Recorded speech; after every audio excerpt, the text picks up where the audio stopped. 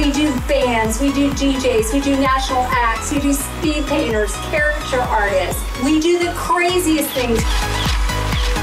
If you think it, we've got it. And if we don't have it, we'll find it. We will not disappoint. That is our promise and commitment to everyone. And have a Breezin day. Hi, this is Cindy Dervech, owner and CEO of Breezin Entertainment and Productions. Thanks for joining us today along with my team on Breezin Chats. Our guest today is the executive editor of Grit Daily. He is an award-winning journalist and is on the editorial staff at TheStreet.com and a Fast 50 and INC. 500 ranked entrepreneur, our guest is the founder of Nobility Partners and co-founder of BNB Shield, Lisbon Hills Farms, Status Labs, BHEX, Block Telegraphy, and Grit Daily. A biomedical engineer and intellectual property attorney, and he is the author of the upcoming book, The Gritty Entrepreneur. Please help us with a warm welcome to Jordan French. Hey Jordan. Welcome. This is awesome. I had no idea about the last pieces of this, that you had all these credentials behind your name. So super excited to have learned something new before we even got started. Thanks. I think in general, it's always that way. People are like onions, and you peel them back. Sometimes they cry, so maybe an onion is not the best I like an onion. metaphor. You don't make us cry. You cook them. You cook them. Yeah, and then they're sweet. They're sweet when you cook them too. They can be. They can be. The analogy ends quickly though, because you don't want to cook. You don't want to cook me, so it's not that kind of a day. It's a Monday, but it's not. Be kind to you. Is that what that means today? Is just to be kind to. Happy to unpack all of that. I'm really excited to be here. I love being in Tampa. For those who stay away from Florida in the summer months, usually it's an assumption that they're making that it's just super hot and humid. Well, it is super hot and humid, but there's awesome people in the Sunshine State, especially in the Tampa Bay area, including the Breezin team. So I couldn't agree more. And we had a relationship last year. We did. We got to meet you, or I at least got to meet you for the first time. I don't know about you guys. Yeah, same as myself. We were introduced to you by a mutual friend, and iBoss, Dana, she was kind enough to bring you in to help us with our selection of the 40 Under 40 with the Breezin Magazine. So, why don't you tell us a little bit how that went down, and what went into the selection process when we did the 40 Under 40 for the magazine? Well, let's start with definitely the first part of that. So Dana Blickensdorfer runs iBoss here in Tampa. She's it's a marketing agency. I'm sure she does a lot of things, but I know that she also does a lot of writing. And so I'm in writing and especially journalism circles, and I'm here often, mostly in the winter, but here we are in the heat of August, and couldn't wait to get back. But we collaborated on a few things, kind of a lot of mutual friends, and a few projects. And she brought to my attention Breezin Magazine. In particular, I love helping out sort of newer publications. Chief among them, I run one myself, which is Grit Daily. You mentioned earlier, it's a news outlet based in New York, but it's quite global, covers brands, and we'll unpack that a bit more later. But we were just spitballing. She had showed me the first edition at the time, over a year ago. A first edition of it was out, and said, "Hey, what's a good way to kind of get the name out a little more?" And I was like, half joking, I was like, "Well, like awards always work," and so that got serious real fast. And taking from the playbook of biz journals, all American, city journals, obviously Forbes, Inc., and kind of everybody else. That was the genesis behind something that we wanted to highlight and put together. And there was going to be a mayoral race upcoming, so let's go back, a year. A lot of the dialogue around that in that race was a more vibrant city. A lot of newcomers moving to the city of Tampa itself and the region. A lot of fresh new faces and companies coming, and we've seen that extend to today. It's something we could probably bring up a little later too. There's tech companies that are even moving from Silicon Valley, New York to this area. Always a curiosity. I'm sure all the inquiring minds listening want to know why that's happening. But that was happening. It was something that we wanted to highlight. So for that year, which was the sort of hustle edition, I believe it's called. Behind the hustle. Gary V's face is on it. Is the camera over here? Yeah. There's just so you can see it. That's what that looks like. Well, that's what Gary V looks like. But that's what Breezin Magazine looks like. He graces the cover, and fittingly, is a 30 under 30, or sorry, 40 under 40. Yeah. Mixing metaphors here. 40 under 40 words. And there are a lot of people in Tampa and in the Tampa Bay area. So you got to figure out how you're going to whittle that down to names you can actually enumerate and also articulate kind of who'd be there. So we categorized it, to walk through our selection process. You want to make sure you're not overweighting a certain sort of categories or typecasts of people. When people meet each other, certainly, they say, oh, you're a marketing person, Cindy, or Michael, you're a writer, for example, and that's common to do. And certainly people have a card that they play or a strong suit, but often they're overlooked when you put together lists and they're too narrow. So we really wanted to pay attention to that and make sure we incorporated the arts, humanities, sort of civic impact. Often things that are overlooked, they might not have a direct financial impact, but often have a much outsized financial impact, indirectly, right, affecting the fabric. So you'll see that language in how we explain and describe the selection process. So I'm an engineer, you said that in my bio, so it's really no gray area for me. We whipped open a spreadsheet and numerically did our best we could to kind of weighted average things out and actually have a numerical system to see who made the rankings. Now, you got to start though and get some names in the door. So we did what you would expect us to do, mostly millennials in a small cohort, to sort of cast a big net and catch as many fish as you can. So post to Instagram, Facebook, LinkedIn. There are a few articles I might have mentioned it out there, but we cast quite a net, and we got a lot of responses. Some were from, not surprisingly, not the Tampa Bay area at all. Because people see award, and they're like, squirrel, I need that. And they excitedly, point in that direction and send whatever in that they can. That happens everywhere, you can't avoid it, but it's a funny anecdote. But I don't have the exact numbers. Naturally we ended up with like roughly 40. I think we had some sort of honorable mentions too, and that happened, but it was easily 10, 20x that, somewhere north of 400, really good quality submissions. So we really had to nail those down. We used a rubric to basically identify, some of that impact. Some of it was peer reviewed, and you ask around and see who has a good reputation. Some of it was social following. So there's some really nice hard metrics too. So those are two examples of what went in that selection process. And you always want to critique these things. It's really important too. There's obviously examples. Number one, we're not the first ones to put an award out there, and not even for a 40 under 40.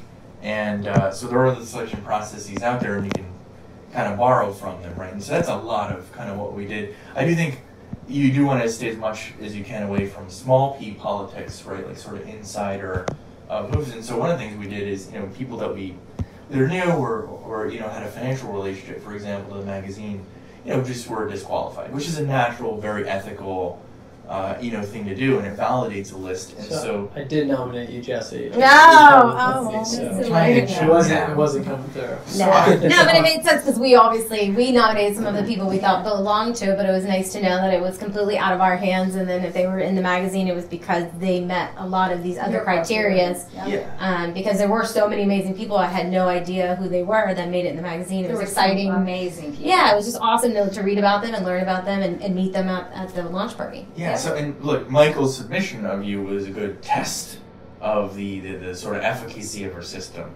Had you gotten through, which you might have otherwise met the requirements other than your association with them, right? Yes. But you didn't, and so it's certainly at least a mark in the right direction that we were onto something. Right. At least from the filtering standpoint. Yeah. It's nice to have an outside party to handle that for us. Definitely. So anyway, results-wise is the other obvious way to measure, and boy, the turnout was great. It was Awesome a nice turnout. crowd. Yeah. There's a lot of good pictures. If you want to look at pictures from last year's Breezin event, where can they go?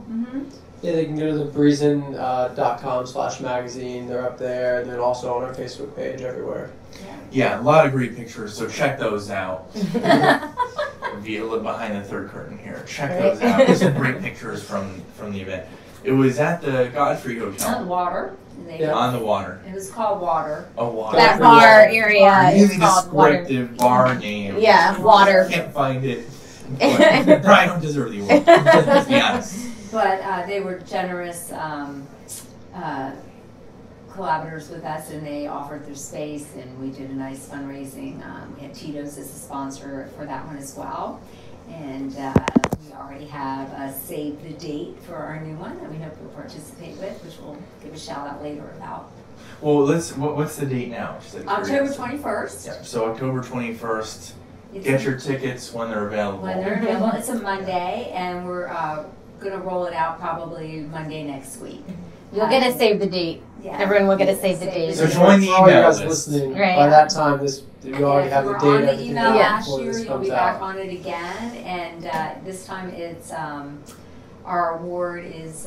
We're doing the Half Century Awards. So we're doing all those people that are 50 and over that are still grinding in Tampa, and it kind of correlates with our magazine. It's called The New Tampa Bay. So we want all these people that have been here for a long time, really giving back to the community and showing their leadership for Tampa to be recognized. Because you get all these lists that are 40 under 40, 30 under 30s. Right. And, Or half century people. And then we have Fast 50 companies, but not Fast 50 people. So we're trying to differentiate. Fast movers. Movers and shakers. Well, if you're listening to this podcast, it's if you're between the age of 40 and 50, you're just SOL. Either list. They were there last year. They got their opportunity last year. Well, but over 40 and under. yeah, that 10 years. And under 50, that is 10 years. And You're no worries, supposed to I'll be be working. disqualifying because of the relationship to the magazine. But you, if you're in that decade, on a serious note, you should be working because he didn't make the cut. It's not working out. Yeah. But maybe some others. Yeah. Maybe some of this is plenty. There's a lot of ways to select these. Actually, just a quick anecdote. Age is arbitrary. It always is. So, but there is some benefit to kind of galvanizing around something. You kind of do have to start somewhere. I do think what people see with this set of awards, the one coming up next, so the 50 over 50 is some more venerability, a lot of maturity, and it's a lot of experience, a lot of great names I'm sure will show up. So many great names have been thrown into the hat already that people are sending to us and we're forwarding to you, which you probably haven't gotten your list yet, but they're coming. And it's amazing because they are in a world that they are working with all these different generations and they're still making it happen and staying current. And I'm excited about this one, not just because I fall into that category, but I just feel like they have put some footwork ahead for all these people behind us that are coming up from behind, and they're in good hands. And I think I love working with my millenniums and my 40-year-olds, and I think that it's just a great team. Yeah, and often... not you guys. It's just my clients and other people. And me and Jesse looked at each other like, is anyone 40 in this office? Almost. Yeah. I'm really close. Too soon. But on that note, and awards, really, they can... they're very gratuitous sometimes. They can be a waste of time. These are not. In-person events have never been more important. From last year's soiree, I mean, obviously I was there. A lot of new meetings came together, even among some of the folks at Breezin with the nominees, and there's a lot of value. Anecdotally, there's some business that came from it, so it's always good. I'm sure people can expect that Well, when they we've go also had this an year. opportunity to have some of the people that were on the 40 under 40 that come in and be in this podcast. So we got to expand just on their small article in the magazine a little bit more in detail about who they are and understand a little bit more about why they were nominated. Yeah, and then let's just segue back into what happened after the selection. We wrote a little bio, which hopefully we got as accurately as possible. I haven't heard any complaints yet. I'm glad that we spoke to a lot of the nominees, but I'm glad that at least some of them had a chance to come on the podcast. Yeah, And there are expand several on others that. are scheduled for the future. That's our goal this year. How it's to done. get this group, and that's part of the nomination of what's the award is for them as well, is besides just coming and getting the award, having the opportunity to share it on our Breezin Chats. Yeah, it's a groundswell. So speaking of podcasts, Yeah. I mentioned earlier, and so did you, I run Grip Daily News, based up in New York, which has a sort of some crew here, some assets here in Tampa, as in a few other cities. We launched our own podcast around a month ago. There's one episode live. Oh. Yeah. But it's an interesting interview. It's our West Coast editor, Noah Stum, interviewing two women entrepreneurs. I'll leave it at that so people check it out. And we'll definitely add to it. This is an inspiration. Yeah, so what is your podcast name so we can tell our viewers So and if listeners? they just look up Grit Daily Podcast, Okay. it'll pop right up. It's if you will, I mean, if we can apply the term, a beta version. So I think my thinking was, let's get some really good content out there and work backwards. It's kind of how we just Yeah, we we're just about did 12, 13 episodes Better in. to- We're still beta it. testing. We just did what did we do, a package?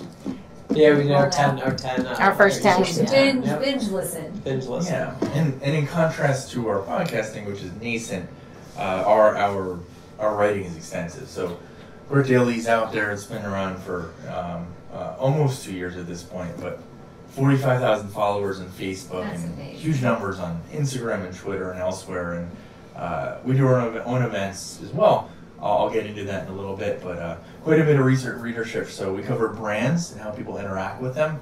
A lot of that, maybe core, is social media, right? So we do a lot of coverage, and it's a news outlet. It's a trade publication. It is a trade publication. A lot of it's on, the typical LinkedIn and TikTok. Certainly, I'm sure you've seen that name out there, and YouTube and Facebook and Instagram. The rest, maybe one concentric ring out is also, what's new, right? A lot of brands out there are struggling with how to communicate, how to advertise, food. Fashion, food tech, fashion tech, that's all new. Maybe one concentric ring out. We cover a lot of events too within that wheelhouse, music, film, and otherwise. Again, brands are really trying to get themselves out there. Times are a changing. There's a lot of everything that goes on that just wouldn't work at all. 50 or even 25, or in some cases like 2.5 years ago. No, it's so changing quickly. Everything. Are you the founder of this? Yes. Yeah. So we have 7 staff and over 200 columnists. So who write somewhat regularly, usually once a month, some more often than that, and cover that. Sort of wheelhouse. So we had people at Sundance earlier this year, Film Festival ratings, for example. While we had people at Davos in Switzerland covering some of the. So it's all international, just everywhere. Yeah, wherever brands will go, and it's what you expect. It weights towards the West, so to speak. But we do plenty of pan-European coverage. There's a lot of brands that come over this way to the States and vice versa.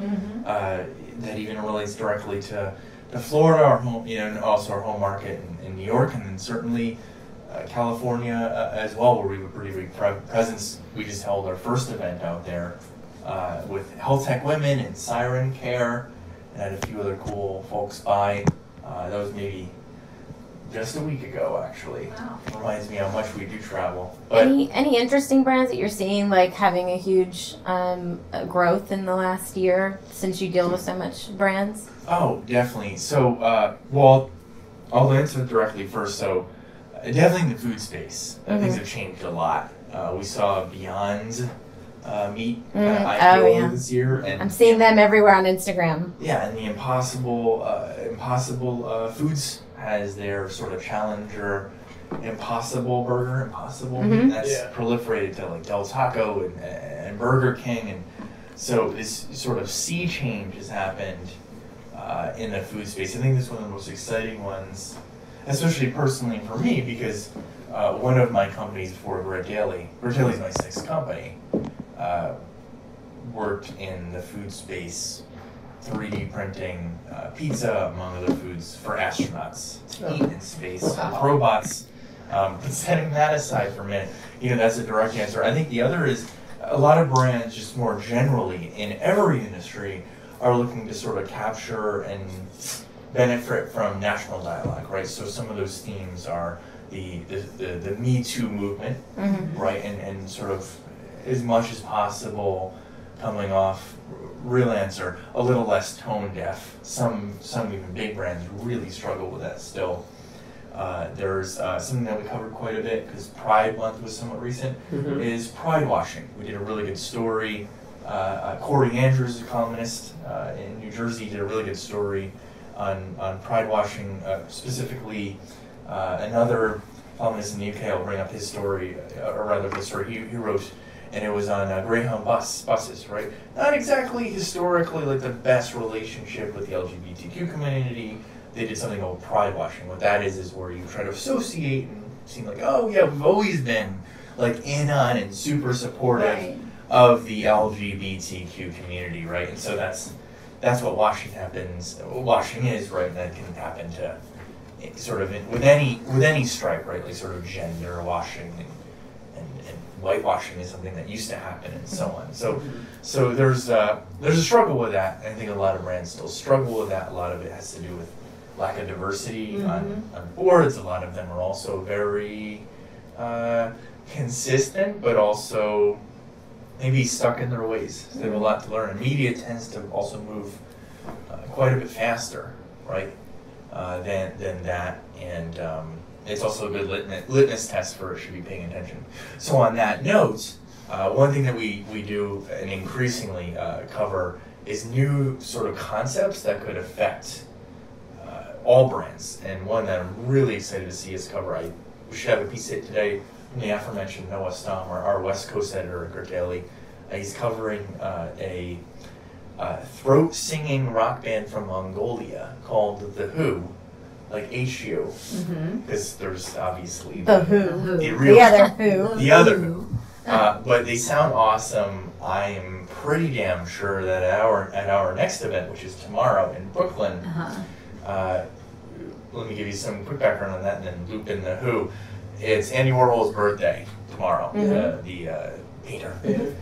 Campbell's Soup, Chairman Mao, these are some of the famous ones, and covers a lot of brands, so fitting for a Grit Daily. We'll have brand installation artist Kevin Reed at his industrial art space in Brooklyn, New York. We'll have some other really awesome people by. I hear Timo Weiland, the fashion designer, will come in. Casey Golden from LuxLock, a sort of retail-facing startup up that way. A few other names, Splash, that company. I believe the residents and artists is coming by. It's going to be a great group. This is in Brooklyn. This is tomorrow. You can get tickets. Just check out. Just look up, Grit Daily, Kevin Reed, KEVINREED, for those who get this in time. And we'll almost certainly play one of the music videos from this Mongolian band, because it goes back to what we were just talking about a few decades ago, just never really fly. This looks like it could be bossa nova. Brazil is to bossa nova as Mongolia is to throat music. It's very likely to start seeing some of this stuff in commercials and brands trying to tap into the. Are you flying home for super that? Cool rich. Yep. For it? Well, yeah, certainly. From here to Brooklyn, if it's tomorrow, a little more than 24 hours out, I'd have to leave now to drive up there. I'll pop up there tomorrow morning. Yeah. You make that drive sometimes? I don't really. No. I can't say I ever have. Yeah. I can't say I ever have. It's no reason for you to. It's a long way, but it's been really exciting to run Grit Daily. An awesome team, some really cool people got involved, And I mentioned our event tomorrow. I mentioned one in San Francisco last week. Like you, we're doing a lot of events. We do ticketed events or sponsored events. Another one that I think I'll bring up that was super cool. It's got a story. I was asked to moderate on stage, something that I do often, at Amazon Alexa's Voice Summit a few weeks ago. So we held our speakers dinner where, you collect up, whoever wants to go, that's a speaker. There were like 80 speakers, 5,000 person event or so. That's the total, tiny. total body that go. Yeah, big deal. Well, we had some great people by. Went to a sort of, well, it was literally called Spanish Tavern in Newark, New Jersey.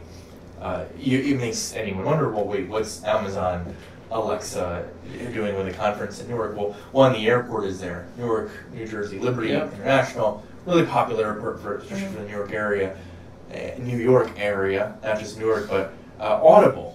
Don Katz's company, which got bought out by Amazon years ago now, is based in Newark. Not a lot of people know that. So Amazon, this mega conglomerate, based out west, has a pretty strong presence, certainly in the New York area, but Newark specifically. So I was there for that, at a speaker's dinner. We had maybe 5 or 6 toasts. Why? It was International Tequila Day. Oh, So, we what did. a That good was day. recently Week because or we two just ago. posted about Yeah. National Tequila Day. Last week? Was it last week? Something like It that. was Last 2 weeks. maybe 2 or 3 weeks Yeah, ago. I remember we posted about it. Pass me a water, please. Thank you. And so that was a great event. So 5 toasts in. We even had the winner of, there were a number of awards at Amazon Alexa Voice Summit, but in the IoT space. So this woman from Texas, she put together this super cool device for, it was really like a wristwatch that takes over for, let me illustrate this.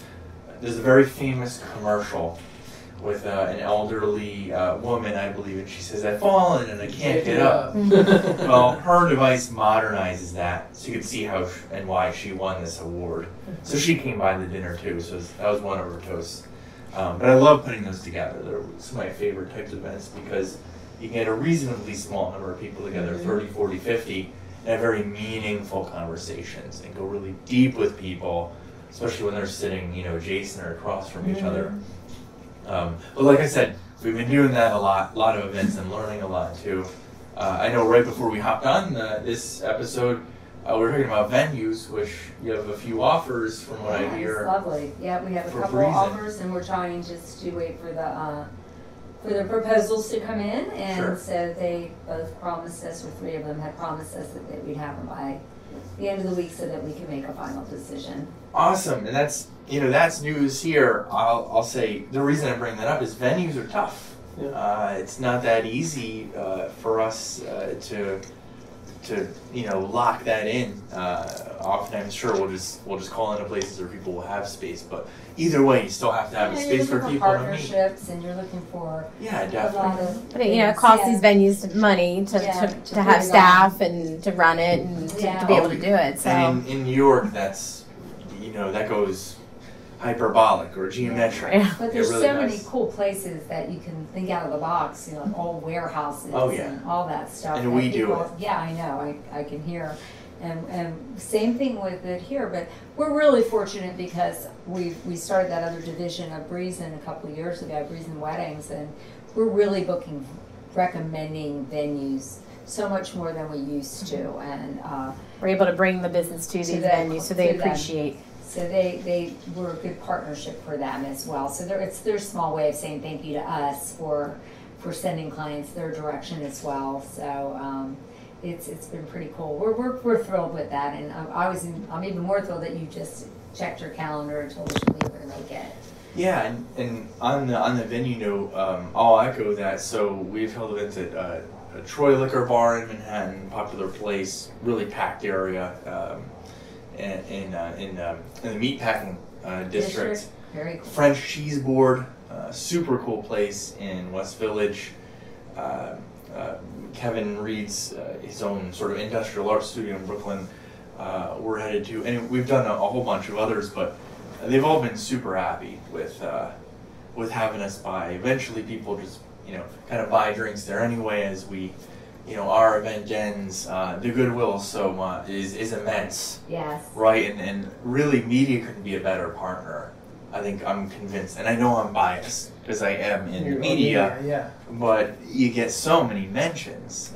You sort of get worked into the internet ether and the good old SEO, the good old search engine optimization out there.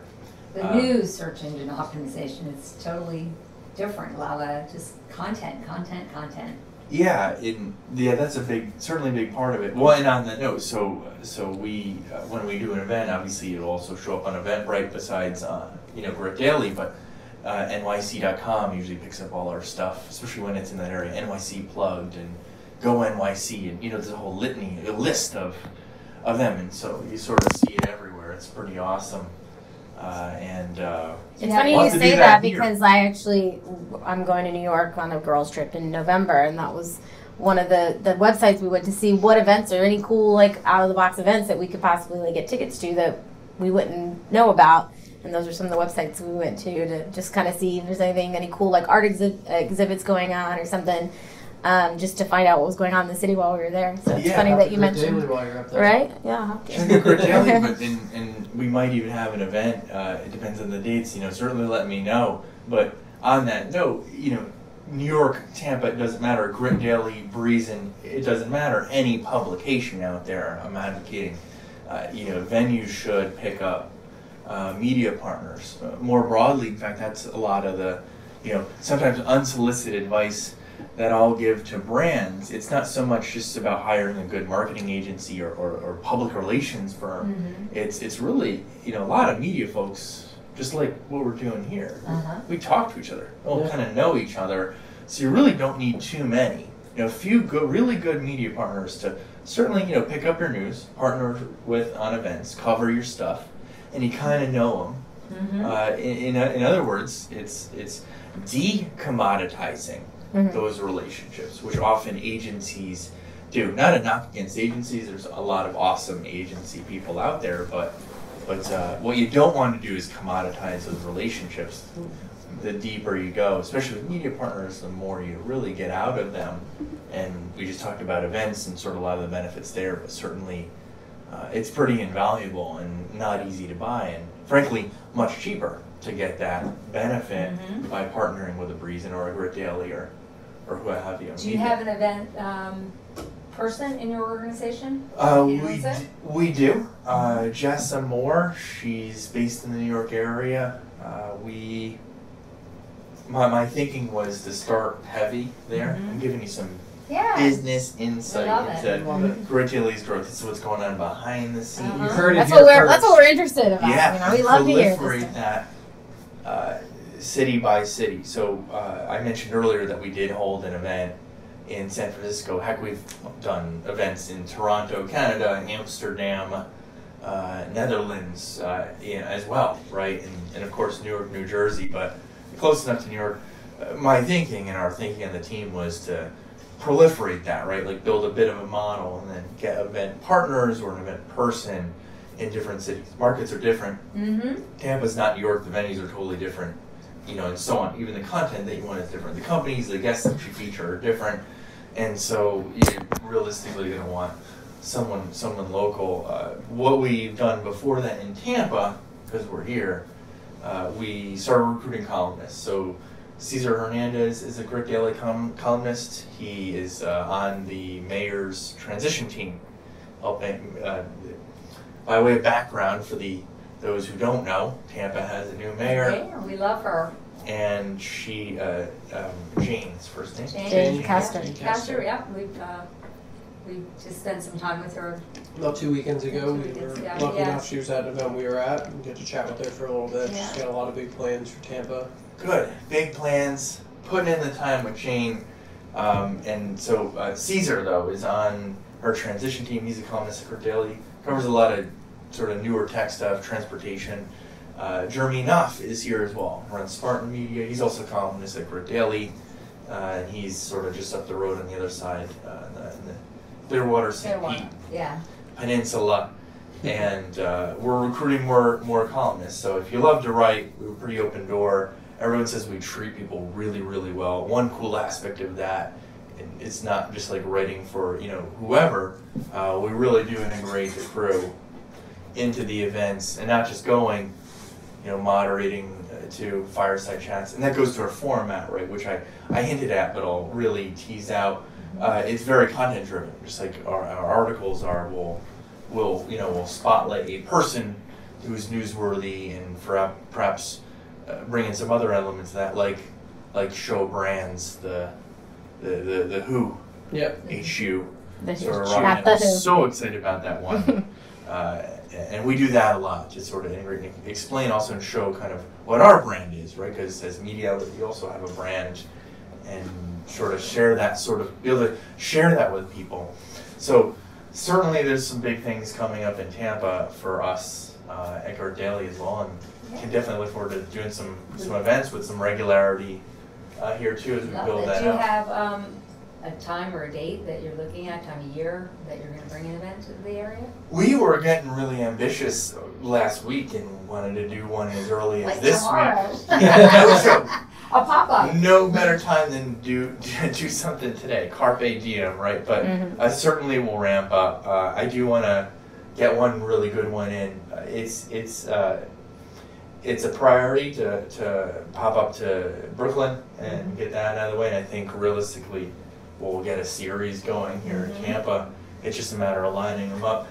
Usually what we also do, just to get inside everyone's mind on the team, is we usually like to have a nice base of coverage, right? And what I mean by that is, articles on some of the companies and people here who are, affecting the fabric, right? Of that discourse of brands and how they think and how we interact with them. So I've covered a few. Immertech comes to mind, sort of much more on the tech wonky side. Stephanie Agadello, though, who just got nominated for Best of the Bay as a photographer. We wrote a piece on her well before sort of anyone else wrote on her, and was well known, so we're excited about that. But a lot more of those, right, and everything in between. We'll cover a lot more. So that's kind of one of the things that we're ramping up as well, is the coverage sphere and coverage universe here in Tampa. So if you run a consumer-facing brand, and especially if you're a women-led brand, which is something that we tilt towards, shoot us a note. My email is jordan@guarddaily.com. Shoot me a note right in. We'll see what we can do on the editorial side. But that gives us that nice groundswell to give people a reason to get together. And obviously also they've seen the name that way and they can share it out. And that's how you build that nice network effect. Now you say you have a lot of other companies that you've done. What is it, 6 now that you've started? It's a good habit. What made you start Grit Daily? Oh, I'm so glad you asked. It's a long story, but the really short version is I'm one exit in my first company I sold out of. I briefly mentioned robots and 3D printed pizza. That's my third company. It's called BX. It's still around. Sounds like a coven of witches with the little yellow and black guys flying around. It's casting spells. It's not. It company was born from it had NASA origins, so a NASA grant to one of the co-founders, and is now a military contractor. The media got a hold of it and got really excited because we did 3D print pizza, dough sauce cheese, that you could then eat, really. And people did eat it. There's a lot of video out there, but that's all the media heard. They were like, oh, pizza and astronauts and robots. Pizza. Done. It made other things like food bars and recovery bars, just to tease that one out a little bit more. Suppose we all went for a run or had some sort of exercise, you'll burn vitamins and minerals up, or use them up, I should say, at different rates, and you could have a watch, for example, that tells and informs, much like Fitbit does, some of those deficiencies. Well, that's really just a computer. The robot's a computer attached to a 3D printer. Those computers can talk to each other, and as you're sort of running off the field or track or what have you, get a specific personalized nutrition recovery bar for you, with a different vitamin or mineral constituency. But that's generally the genre of what that technology is in. It's super futuristic. It's a military contractor now, based in Columbus, a lot quieter than it used to be when I was around, and raised some money. They're up there and they're doing pretty well.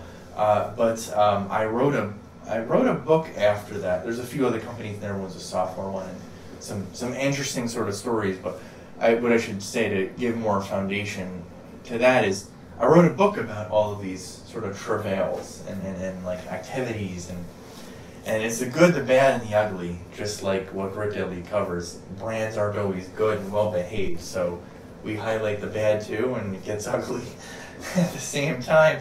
And we all know that, no stranger to that, but I had some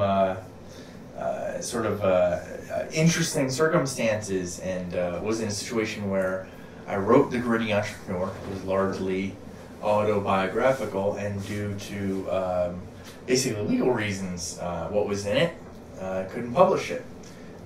So it was good for me for other reasons, financially, but that kind of came as part of the package. So much like Kinetic Energy, I converted that into Grit Daily News. Notice the similar namesake. You can read more about this on our About Us page at Grit Daily.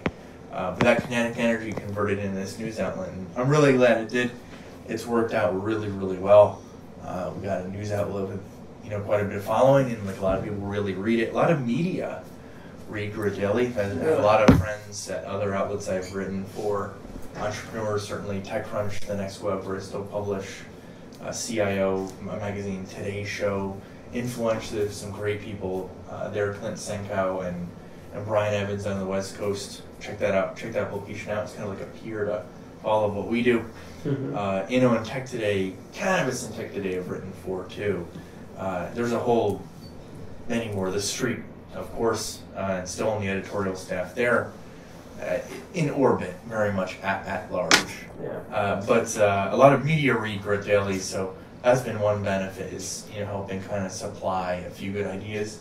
There are sometimes much bigger outlets who pick up stories and see things when we're the first to tile the room or first to sort of scratch the surface and uncover something pretty cool. So that's why we like to get early in on stuff early when we can and highlight it. Not afraid to feature. Kind of, you really heard it here first, kind of thing. Yeah, as much as we can. A lot of people do say that we're pretty early in covering them. I know we covered one that sticks out is Lemon L. So it's L Draper. It's Tim Draper of like sort of venture capital fame. His daughter started a pretty cool, popular scrunchie company that I think a bunch of celebrities wear the scrunchies now, women's attire. And it was pretty early on. We were the first to kind of get that out, and do it in sort of a fun way, right? With something called Lemon L. You can't resist. Seen that? No. It's a brand. If anybody's going to see it, it's her. She's our girl. She follows. I follow everything. Yeah, well, not everything, but I follow a lot of things. And on the coverage front, they were the first. I think pretty sure we were the first article out on her. It's since been. I'm extremely intrigued by how things are being sold through Instagram social influencers. Yep. I'm very intrigued by how it works and the science behind it, and how consumers are no longer going to a store; they're literally swiping up and purchasing things. Certainly, look, it's a great conversation, and it's timely. Because Instagram just wrapped up its weekend beach party. I don't know if you know about this, but it was in Palisades Beach, if I want to get that right. Basically in the LA area. Oh, God, yes. They invited kind of everybody that's sort of a influencer on there out. And it's really quite the terminology, but just to unpack it, at least on Instagram, they have volumes of followers, and brands really do connect with those people, just signed often for series of marketing, of advertising, and they'll peddle their wares through those people, much like YouTube did quite a bit before that through video, and certainly actors and film stars and musicians and other sort of celebrities, right, of society had done in the past. That's kind of moved online, just like everything else, and so these Instagram stars, but their beach party was just the other week. I don't think it was this past weekend, but the one perhaps a few days before. And and it's kind of a funny way to think how that's how people reach or consumers are reached by some of the bigger brands out there, and it works really well. Why? It's where the attention is. Yeah. There's a great article by Taylor Lorenz. She's now at The Atlantic, used to be at the Daily Beast, known for sort of tongue-in-cheek, also dry writing. But it's a piece worth checking out. She was at the Instagram beach party. That's Taylor Lorenz, Lorenz. She penned a great piece, though. I've read a lot of her stuff. Firsthand on what happened there. I definitely recommend anyone listening to check that out. It'd be timely. It'd be, and also timeless. I'm sure for months people will still want to read it. She offers a lot of good commentary in the space. And Taylor, if you're listening, you have to pen a piece for Grit Daily at some point too, and Breezin. Yes. when you're in the area, right? Yeah. Well, what's kind of like on your agenda the next, what's your 6 months? Your 7th company. Right. Do you have a new company or another book, or what's kind of like in your world, what's coming up in the next, 6 months to your goals? Yeah, certainly. I appreciate you asking. Look, 6 is a lot. I'm lucky to have, a real exit that makes a lot of sense to me. It's also provides some gravity and less of the what on earth am I doing kind of feeling that can happen for entrepreneurs. It's often a lonely road. A lot of people don't talk about that, but also, you want things to bear fruit. But it's been a really wild and interesting ride. I think media is a great space for me. I've been writing for years and years and years, and running a news outlet is never a dull moment. You kind of see a lot before it even happens. It's never the same story, that's for sure. If it is, you really have things to worry about. Right, you're really searching for content. But this one will likely be for the long haul. Look, like most entrepreneurs, I mean, you build it for an exit, if you can, but you don't bank on that. So we have kind of broad plans. We do have revenues at Grit Daily.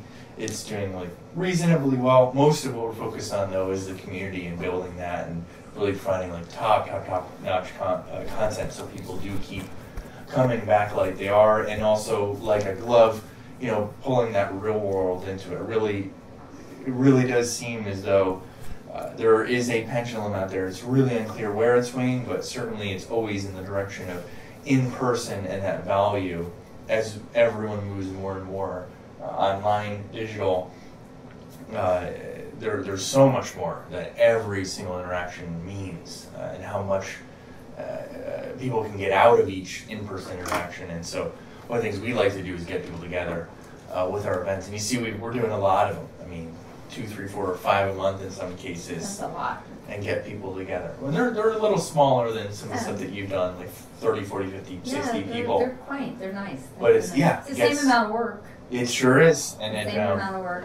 But it gets people together for those really meaningful interactions, and they can also galvanize around a specific topic, and we feature someone. So just growing that on all fronts. A lot of people have asked, is there going to be a big Grit festival? Sure is.